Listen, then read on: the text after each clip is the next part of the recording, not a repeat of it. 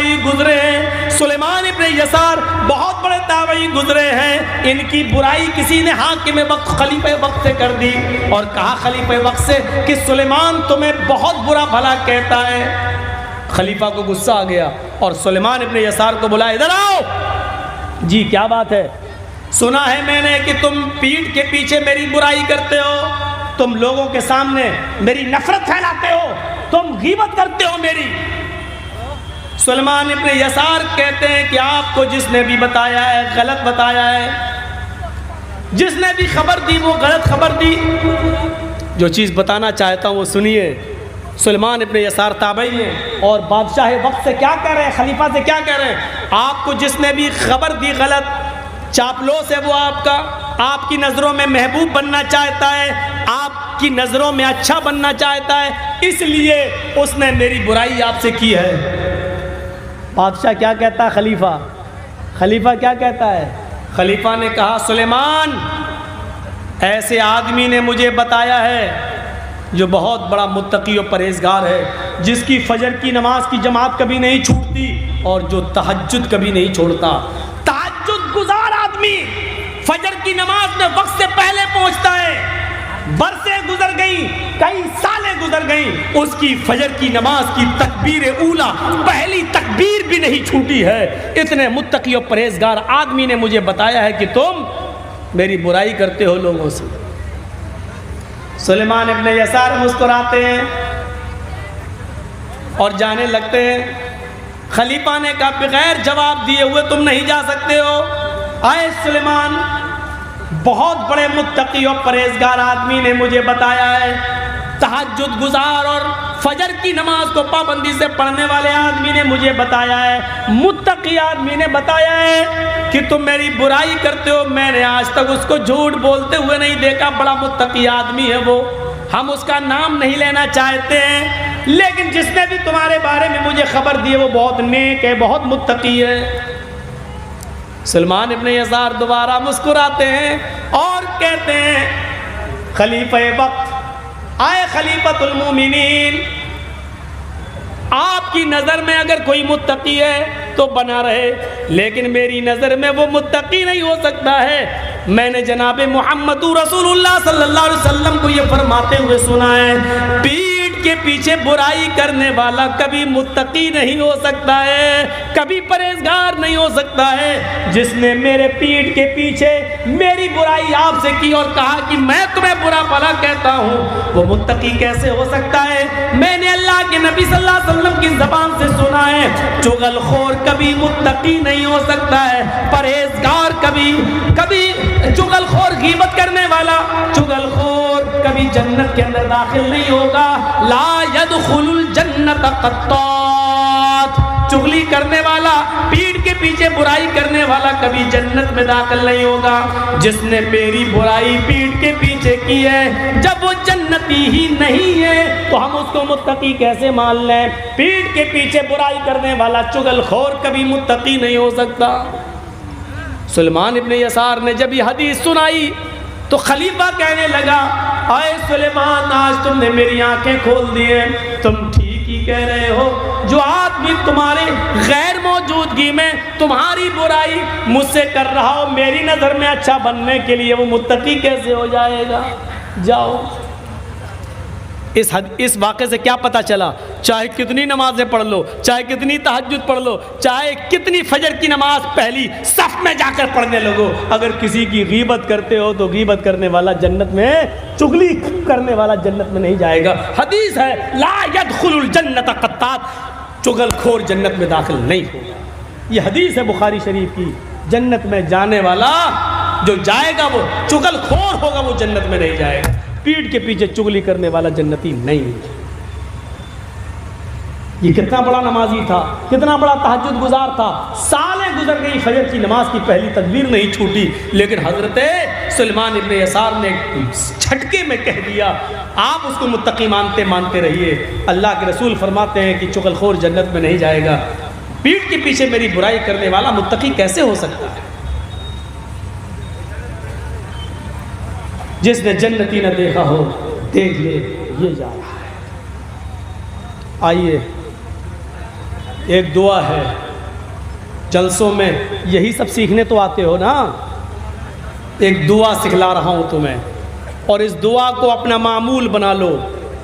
जाओ, काबे के रब की कसम, जन्नत में जाने से कोई चीज़ नहीं रोक सकती। वो दुआ कौन सी है, नोट करो, थोड़ी सी बड़ी है। मन क़रा आयतल कुर्सी बादा कुल्ल सलातिन मक्तूबतिन लम यमनअहु मिन दुखूलिल जन्नति इल्लल मौत। खुद अल्लाह के नबी ने कह दिया कि जन्नत में जाने से उसको कोई चीज नहीं रोक सकती। लम यमनअहु मिन दुखूलिल जन्नह इल्लल मौत, सिवाय मौत के, यानी मौत ही उसको जन्नत में जाने से रोक रही है। जब तक वो जिंदा है जन्नत में नहीं जा रहा है। जैसे ही मरा, मरने के बाद फौरन जन्नती, मरते ही जन्नत में दाखिल। वो कौन सी दुआ है? फरमाया मन क़रा आयतल कुर्सी बादा कुल्ल सलातिन मक्तूबा, जिसने हर फर्ज नमाज के बाद आयतल कुर्सी को पढ़ना अपना वजीफा बना लिया, ये आदमी जब मरेगा तो जन्नत में दाखिल होगा। इसको जन्नत में जाने से सिवाय मौत के और कोई चीज नहीं रोक रही। दिल चाहता है कि आज किसी को खड़ा करके आयतल कुर्सी पूछूं और ये देखूं कि मौलाना जर्जीस के 20 साल जलसा करने का कितना फर्क पड़ा है। 20 साल से जो तकरीरें हो रही है हमारी, इन तकरीरों का कितना असर हमारी जिंदगी पर पड़ा है। आज दिल चाहता है कि किसी को खड़ा करके पूछूं आयतल कुर्सी। बहुत से लोग सर नीचे करने लगे हैं, हमें खड़ा ना कर दिया जाए। एक चीज से डर लगता है बस, कि खड़ा करके किसी को पूछ लूं तो वो ये ना कह दे कि तेरी नजर हम ही पे पड़ना थी और कोई नहीं मिला तुझे। भरे मजमे में मुझी को इंसल्ट करना था, मेरी बेइज्जती कराना थी। भाई अब मैं इतने मजमे में किसी को भी कहूंगा तो कोई किसी को भी कह सकता हूं मैं एक को, और उसको याद ना निकली तो वो तो ये सोचेगा ना दिल में कि साहब इतने मजमे में हमारी तरफ उंगली उठना थी।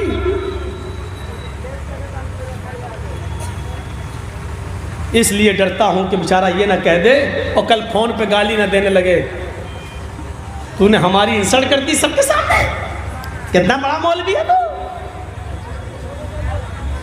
आयतल कुर्सी को याद करिए,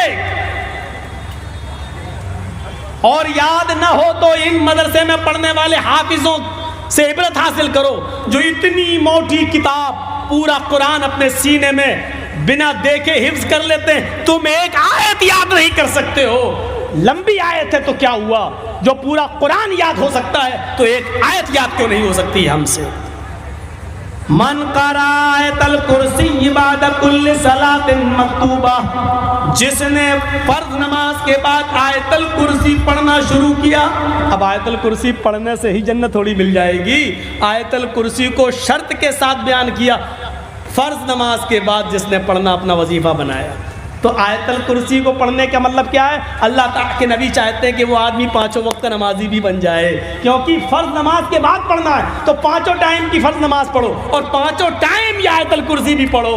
आयतल कुर्सी पढ़ने से जन्नत नहीं मिल रही है, फर्ज नमाज के बाद आयतल कुर्सी पढ़ने से जन्नत मिल रही है। तो जब फर्ज नमाज के पाबंद बनोगे तो पाक भी रहोगे, जब पाक रहोगे तो वजू भी बनाओगे, जब वजू बनाओगे तो गुस्ल भी करोगे, क्योंकि ये सारी चीजें उससे जुड़ जाती हैं। तो मन क़रा आयतल कुर्सी ये बाद कुल्ल सलातिन मक्तूबा, जिसने फर्ज नमाज के बाद आयतल कुर्सी पढ़ी, इनाम, रिजल्ट, नतीजा, जज़ा, लम यमनअहु मिन दुखूलिल जन्नति इल्लल मौत, उसको जन्नत में जाने से मौत रोक रही है। बस मौत के सिवा कोई चीज उसको जन्नत में दाखिल होने से नहीं रोक रही है। ये आदमी मरेगा और सीधे जन्नत के अंदर दाखिल होगा, मरते ही जन्नती।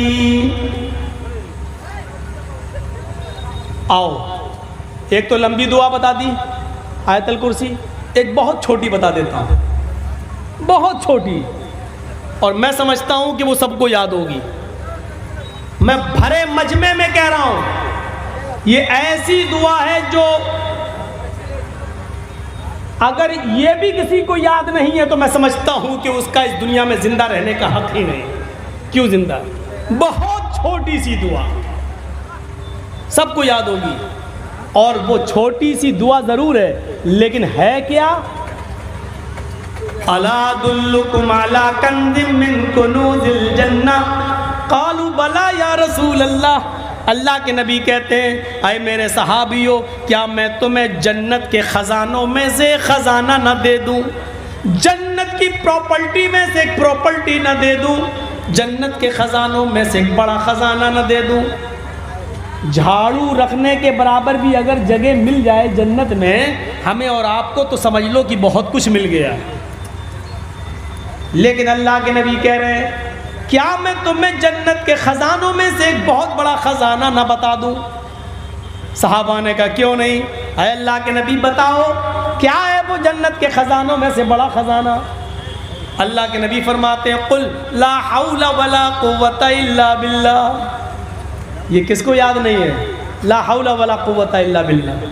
फरमाया कि तुम ला हौला वला कुव्वता इल्ला बिल्लाह, उठते बैठते लेटते सोते जागते खाते पीते चलते फिरते इसी को पढ़ लिया करो। ला हौला वला कुव्वता इल्ला बिल्लाह कहते रहो। ये जन्नत के ख़जानों में से एक बहुत बड़ा ख़जाना है। ये जन्नत के ख़जानों में से एक बहुत बड़ा ख़जाना, जन्नत की दौलत में से एक बहुत बड़ी दौलत है। ला हौला वला कुव्वता इल्ला बिल्लाह किसको याद नहीं है मेरे भाइयों? लेकिन इसको पढ़ने के लिए आपको बावजू रहना पड़ेगा। चलते फिरते उठते बैठते आपको ला हौला वला, ये ला हौला वला कुव्वता इल्ला बिल्लाह को हम बहुत बुरा समझते हैं। कोई बात नहीं, ला हौला वला कुव्वत, ऐसा लगता है जैसे ये दुआ नहीं बल्कि बद्दुआ हो। हालांकि ये दुआ है। हय्या अलस्सलाह, आओ नमाज की तरफ। शैतान बहकाएगा, तो यहाँ कहा जाता ला हौला वला कुव्वता इल्ला बिल्लाह, ताकि शैतान बहकाए नहीं। गधा जब बहुत ज़ोर से चीख रहा हो, ढैचू करके चीख रहा हो बहुत ज़ोर से, तो गधे की आवाज़ सुन के पढ़ा जाता है क्या? ला हौला वला कुव्वता इल्ला बिल्लाह। कुत्ता भौंक रहा हो तो उसकी आवाज़ सुन के क्या पढ़ा जाता है? अऊज़ु बिल्लाहि मिनश शैतानिर रजीम। लेकिन गधा जब बोल रहा हो तो क्या पढ़ा जाता है? गधा जब आवाज़ कर रहा हो, रैंक ढैंग रहा हो, डीक मार रहा हो, तो ला हौला वला कुव्वता इल्ला बिल्लाह। लेकिन ये सिर्फ गधे के चीखने पर ही नहीं पढ़ी जाएगी, बल्कि आप इसको पढ़ते रहिए। उठ रहे हैं, ला हौला वला कुव्वता इल्ला बिल्लाह, ला हौला वला कुव्वता इल्ला बिल्लाह, ला हौला वला कुव्वता इल्ला बिल्लाह। उठते बैठते लेटते सोते जागते खाते पीते चलते फिरते ला हौला वला कुव्वता इल्ला बिल्लाह को अपना वजीफा बना लो। ये क्या है? जन्नत के ख़जानों में से ख़जाना है। अल्लाह के नबी फरमाते हैं, जन्नत के ख़जानों में से ख़जाना है। बहुत आसान है मेरे भाइयों, लेकिन हम लेने के लिए तैयार ही नहीं है, हम कामयाब होने के लिए तैयार ही नहीं है, हम जन्नत में जाने के लिए तैयार ही